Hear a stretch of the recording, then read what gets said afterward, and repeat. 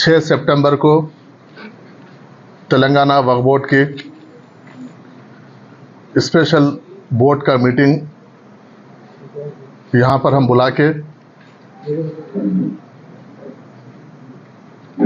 Parliament के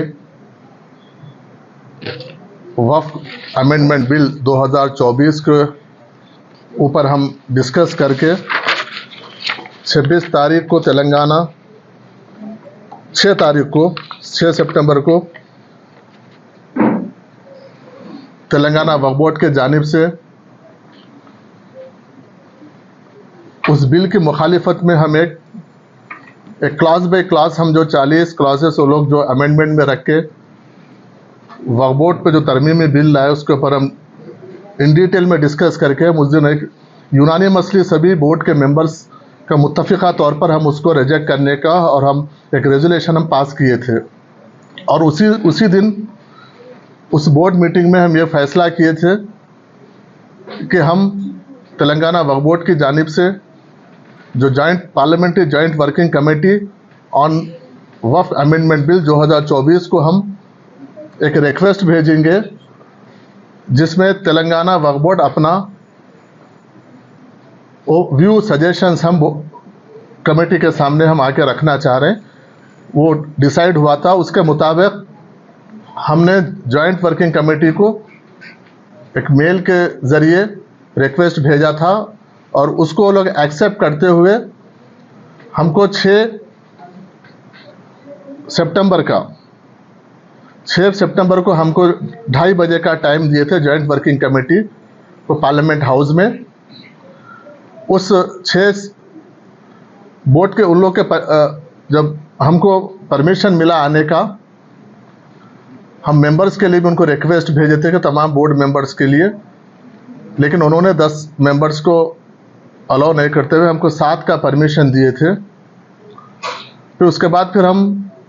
जैसा permission आया हमको उस वहाँ पर सजेशंस और जो हमारा रिप्रेजेंटेशन है हम मुख्तलिफ एक्सपर्ट्स से हमने बात की, जिसमें रिटायर्ड ब्यूरोक्रेट्स है, सीनियर एडवोकेट्स है, बोर्ड के हॉनरेबल मेंबर्स है, बोर्ड में मेंबर हमारे रुकन पार्लियामेंट हैदराबाद के वो भी हमारे हैं, उनसे भी, और उसके साथ साथ जो हुकूमत में दीगर कॉरपोरेशन बोर्ड के जो चेयरमैन से मुस्लिम चेयरमैन से और हुकूमत के तेलंगाना हुकूमत के मुशीर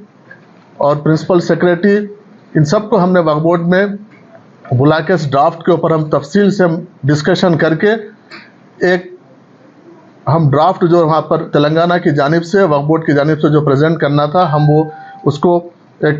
कंप्लीट करके हम उनको एक सॉफ्ट कॉपी 3 तारीख को हमने भेजा है। उसके बाद 6 तारीख को 2:30 बजे हमारा वक्त था,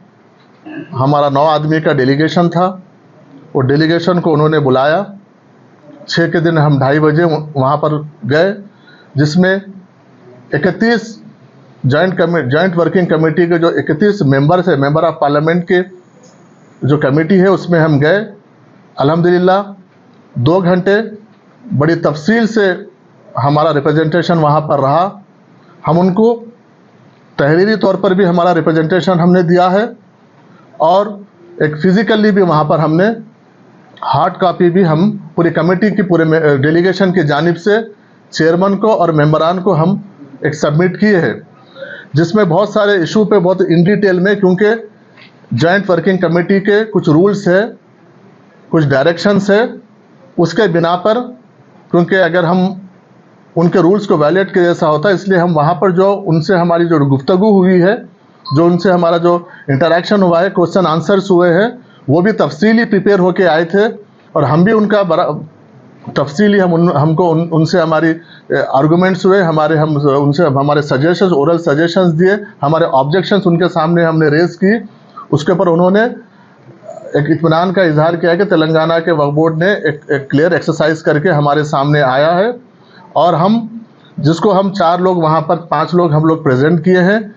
जिसमें सीईओ साहब, हमारे वक्फ बोर्ड के सीईओ असदुल्ला साहब, जो कलेक्टर्स के पावर्स को लेके, उसके बाद ये इसमें इवैक्यू प्रॉपर्टीज़ को लेके वो डिटेल्स उनके सामने प्रेजेंट किए। और उसके बाद फिर जनाब हमारे मोअज़्ज़िज़ रुकन अकबर निज़ामुद्दीन साहब और बंदगी बादशाह साहब मुतवल्लियों के इशूज़ को लेके, वक्फ बाई यूज़र्स के इशूज़ को लेके, और उसी तरीके से वक्फ में नॉन मुस्लिम्स को रिप्रेजेंटेशन को लेके उन्होंने अपना तफसील एक रिप्रेजेंटेशन वहाँ पे दिया, उन्होंने पेश किया। उसके बाद हमारे लीगल एक्सपर्ट जनाब एम ए मुखी साहब, उन्होंने वक्फ सेक्शन 40 के ऊपर, वक्फ सर्वे के ऊपर, और उसी तरीके से म्यूटेशन के ऊपर, और वक्फ ट्रिब्यूनल के ऊपर, मुस्लिम लॉ के ऊपर उन्होंने अपना डिटेल्स ऑब्जेक्शंस जो अमेंडमेंट में जो थे उसमें उसके ऊपर उन्होंने अपना एक व्यू रखा। उसके बाद जनाब निसार हुसैन हैदर आगा साहब, जो बोहरा, शिया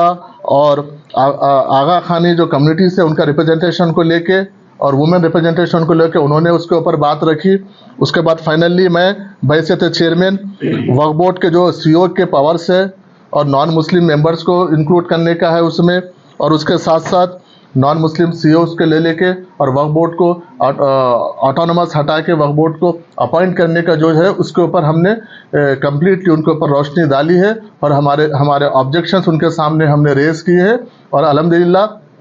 तेलंगाना वाहिद एक बोर्ड है जो पूरे हिंदुस्तान में नॉन बीजेपी स्टेट, क्योंकि हमसे पहले एक राजस्थान बोर्ड आया था वहाँ पे, उसके बाद नॉन बीजेपी स्टेट्स में एक तेलंगाना वाहिद पहला बोर्ड है जो अपनी बात वहाँ पर सबसे पहले यहाँ पर रेजोल्यूशन भी हमने पास किया है और वहाँ पर फिजिकली भी हम कमेटी के सामने जाकर हमारा वहाँ पे ऑब्जेक्शंस और हमारे जो भी सजेशंस है, व्यूज़ है, 1% लगभग 25 लाख से ज़्यादा अभी तक ऑब्जेक्शंस नहीं आए उनके पास, सिर्फ 1% ऑब्जेक्शंस आए उनके पास। इसलिए हम ये चाहते हैं कि आपके ज़रिए वक्फ बोर्ड भी एक आइम्मा मौज़ीन के ज़रिए मसाजिदों में, और हम भी बाहर एक मुहिम चलाने की, हम भी एक बोर्ड के मेंबरान के साथ बात करके हम ये भी एक मुहिम, रियासती मुहिम चलाएंगे मसाजिदों में, जुमाओं के खुतबा में, खाली वक्त भी हम इसके ऊपर हम बात करेंगे। लेकिन आप लोग के मीडिया के ज़रिए तेलंगाना वक्फ बोर्ड का एक अपील है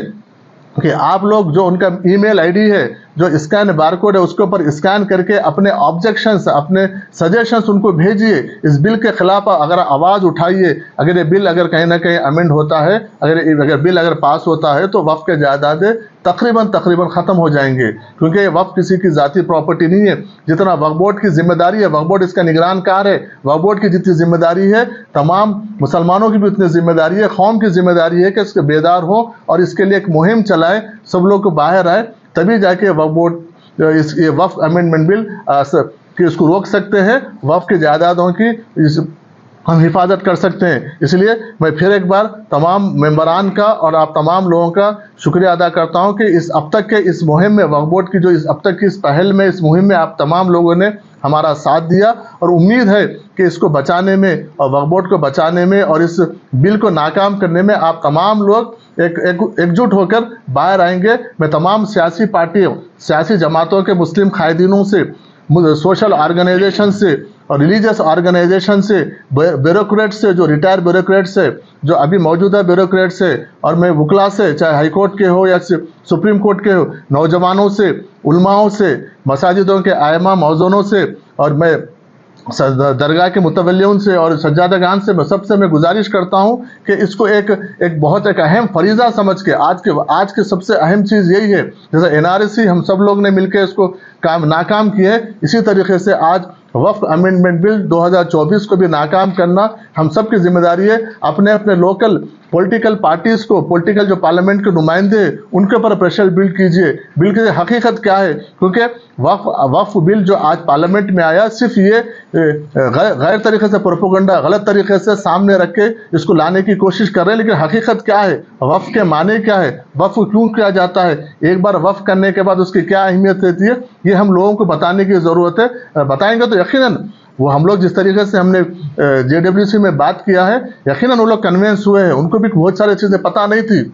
हम उनसे बात किए, डायलॉग्स करने की ज़रूरत है, उनसे बात करने की ज़रूरत है, उनको कन्विंस करने की ज़रूरत है, तो यकीनन ये बिल रुकेंगे, क्योंकि अल्लाह हिफाजत करने वाला है। लेकिन हमको भी इसको अवेयरनेस लाने की, हम सबको एकजुट होकर इसके ऊपर काम करने की ज़रूरत है। आप तमाम लोगों का बहुत बहुत शुक्रिया।